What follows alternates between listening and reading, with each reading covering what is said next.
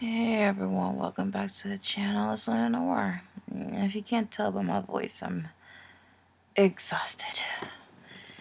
I was out all day, but it's fine. It's fine, it's fine, it's fine, it's totally fine. Because it was kind of worth it, in a way. Anyway, aside from that, I just watched episode 11 to 7 Deadly Sins. Well, the ending I did not expect. But the beginning and somewhere slightly in the middle, we're reminded that King and Meliodas were going to have a little bit of a match because King believes that Meliodas can't be trusted.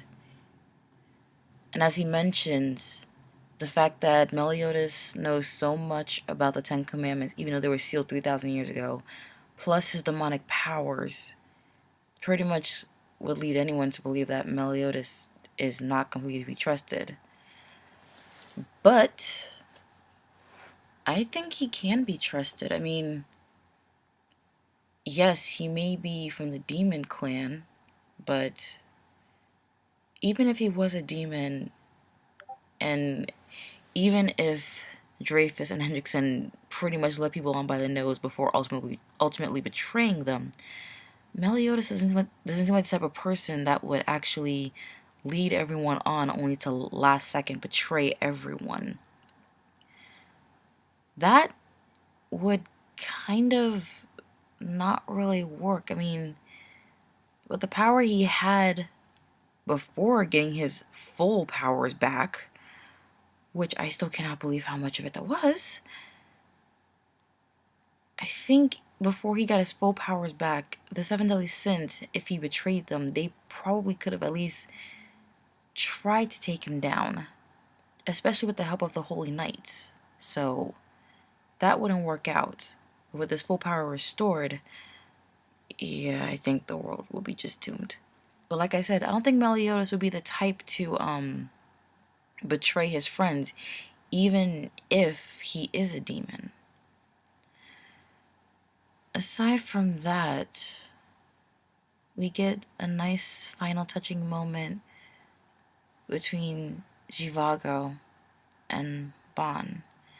Zhivago was the guy I was trying to remember the name of in the previous episode. He's basically Bon's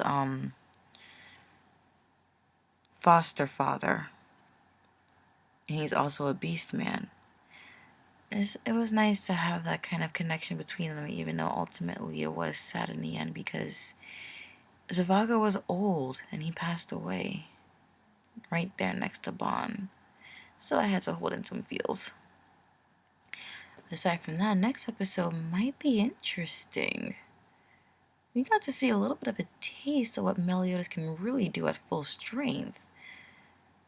And that kind of power up against the Ten Commandments, while on par with a leader who also happens to be Meliodas' brother, this is gonna be really good.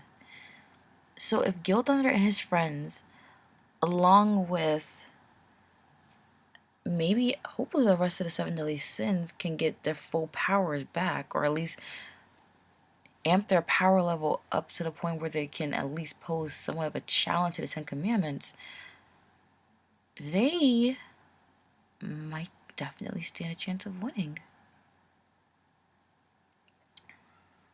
So we have like 13?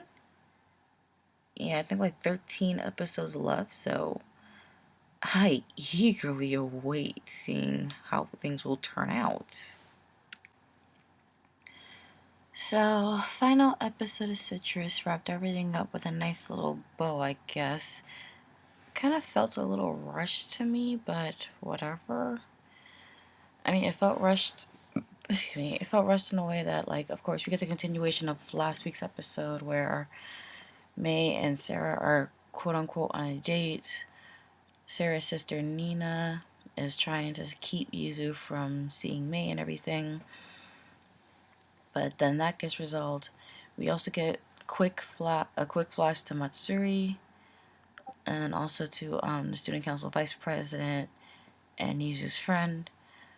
But then ultimately we get the satisfactory ending of Yuzu and Mei kind of actually starting a relationship despite the fact that they're stepsisters and everything.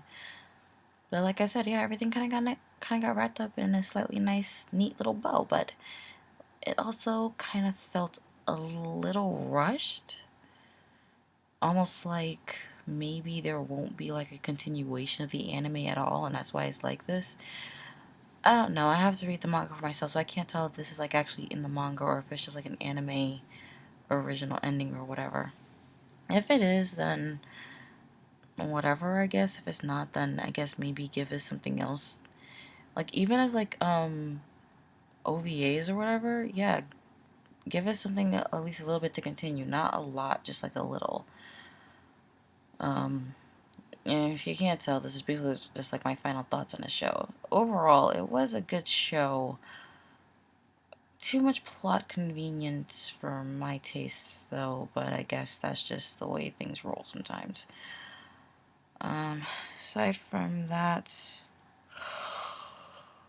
oh my gosh, it's almost midnight. I'm exhausted. Anyway, aside from that, like I said, it was generally a good anime. And since I've only seen like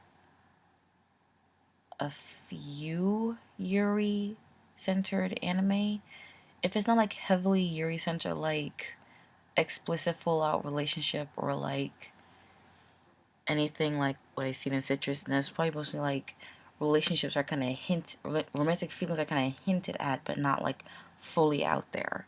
So like I said, Citrus is like the first Yuri anime I've seen in like a little while. That's like actually fully centered on a couple of themselves. The last time I saw an anime like that was for, I believe it was Strawberry Kiss, and that was something I saw like way back in high school. So it's been a few years. But yeah, it was generally good. The dynamic of it was good. The explanation and tone of the characters was each very unique. Okay, Matsuri is just a typical. Matsuri just reminds me of Sai from Peach Girl, but in a sense, I don't want to. I don't want to hit her as hard. Sai makes you want to shoot her out of a cannon. Matsuri makes you want to slap her a couple times to get some common sense into her. That I can stand. But anyway, the general dynamic of each of the characters was actually unique. Slightly cliche, but I guess in some ways, but also like very unique. So it's good. But overall, I do recommend this to, I guess, anyone who might be like starting out at anime, like if they got their toes wet and then like they want to expand on their anime viewing, then this would definitely be a contender for like top 3 beginner anime in my book. After you left off, Chise has to get through to Joseph on her own terms, which does work out even though there was a minor hiccup along the way. As it turns out, the curse that she has is still on her. It's not going to leave. But the dragon that's cursed her, the small bit of it that still resides inside of her, and the bit of cartifice that she picked up along the way, they've decided to coexist inside of her.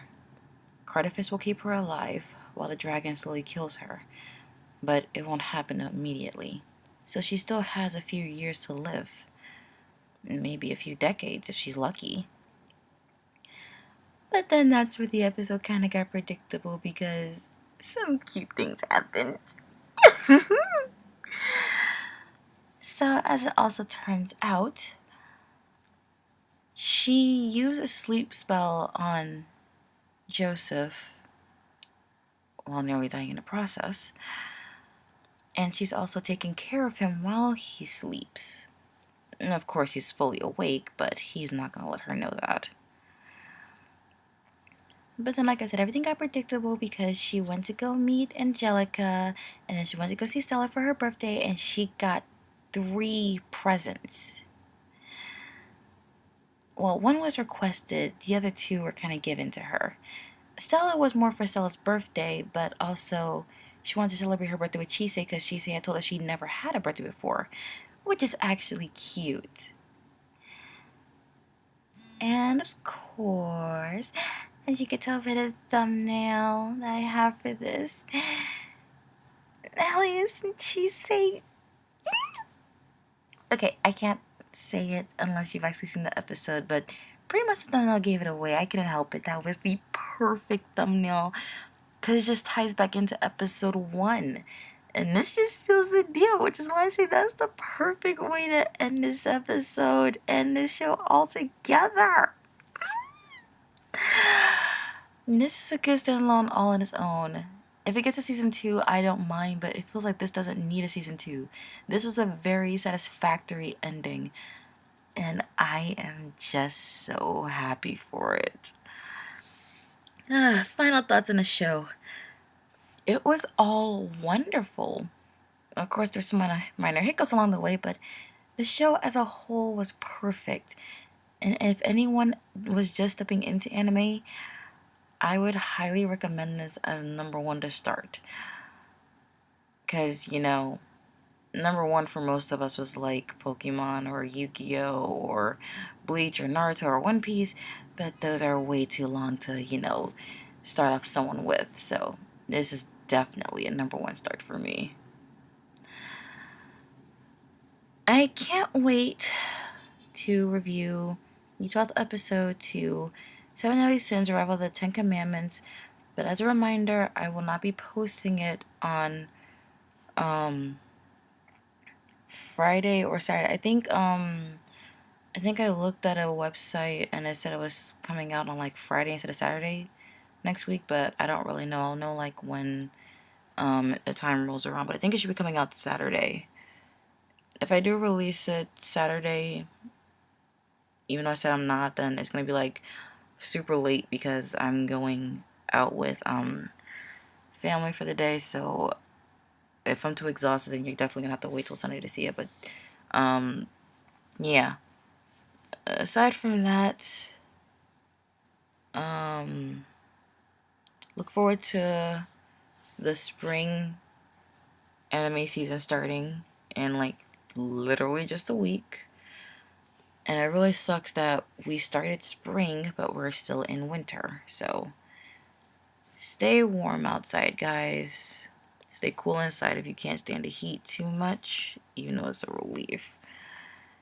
And yeah, thank you all for watching. Leave your comments down below. Like, share, subscribe for more content.